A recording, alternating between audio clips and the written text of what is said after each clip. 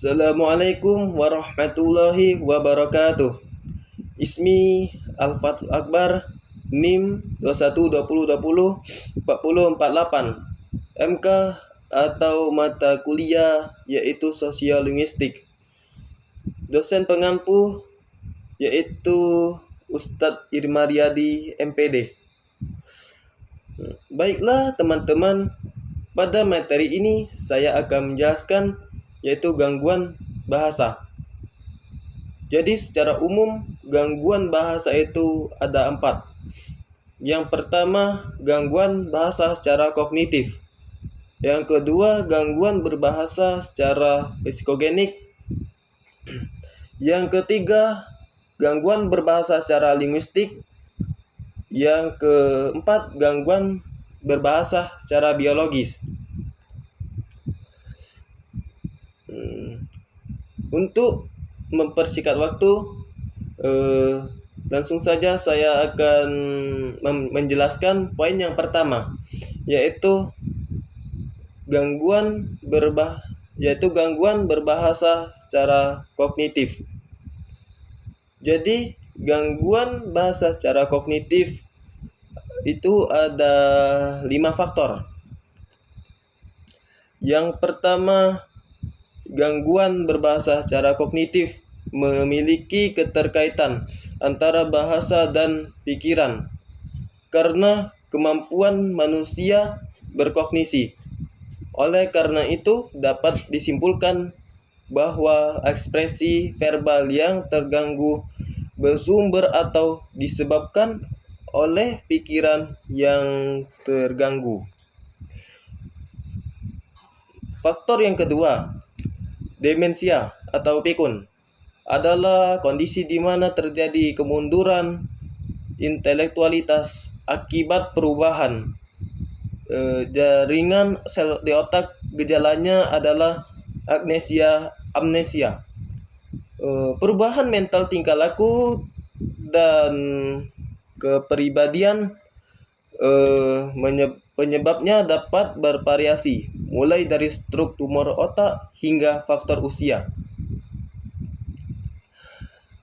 Faktor yang ketiga, Huntington's disease atau HD, adalah penyakit genetik neurodegeneratif yang menyebabkan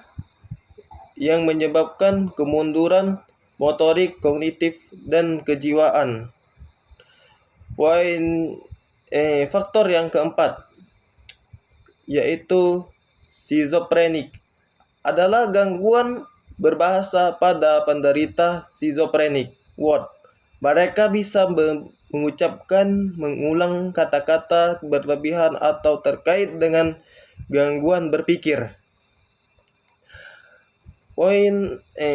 Faktor yang kelima, yakni depresif, adalah penderita depresi yang menunjukkan gaya berbicara yang terputus-putus dengan napas dalam mengucapkan yang lambat.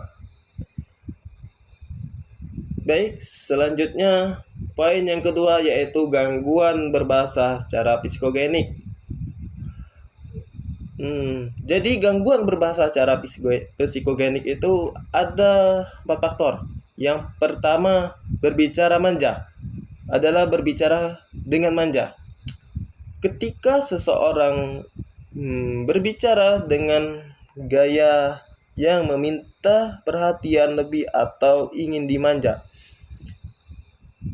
Yang kedua, yaitu berbicara gagap, yaitu berbicara secara kacau, tersandat-sandat, mendadak berhenti, lalu mengulang suku kata pertama, dan setelah berhasil mengucapkan kata-kata itu, kalimat yang benar.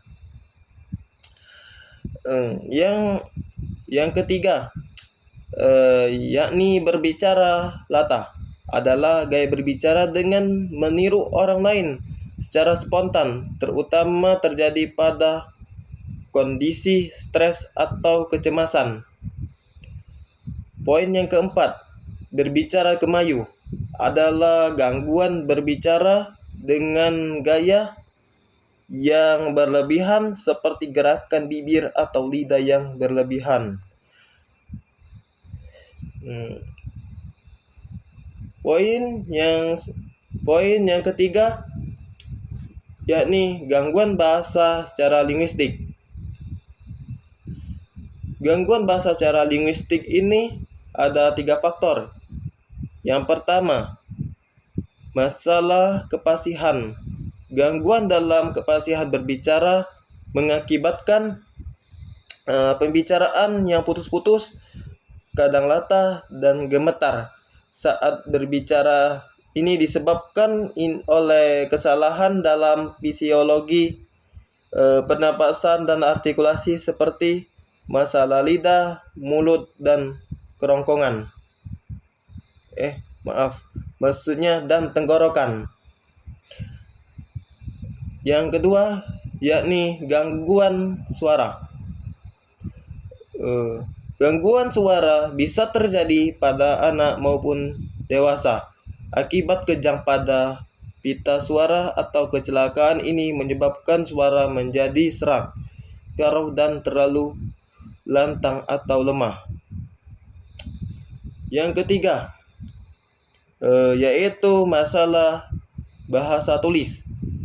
Gangguan dalam bahasa tulis terjadi pada orang yang mengalami kesulitan dalam menulis, membaca, atau mengolah informasi secara linguistik.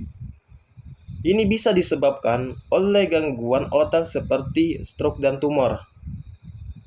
Poin yang terakhir, yang keempat, yaitu gangguan bahasa secara biologis. Gangguan bahasa secara biologis ini ada 2 faktor. Yang pertama yakni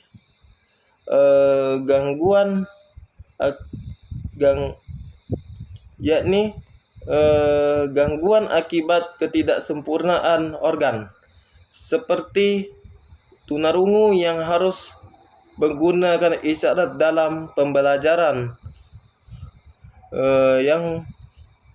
Gangguan bahasa secara biologis disebabkan oleh ketidaksempurnaan organ. Contohnya tunarungu, tunanetra, dan penyandang gangguan mekanisme berbicara. Yang kedua yaitu gangguan pada mekanisme bicara. Berdasarkan mekanisme, gangguan berbicara dapat terjadi akibat kelalaian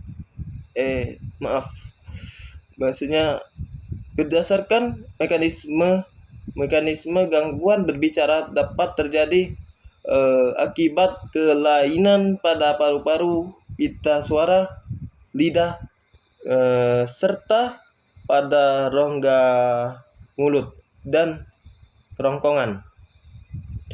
Gangguan ini dapat menyebabkan kesulitan dalam mengucapkan kata-kata dengan jelas dan lancar, serta mempengaruhi kualitas dan kejelasan suara yang dihasilkan saat berbicara.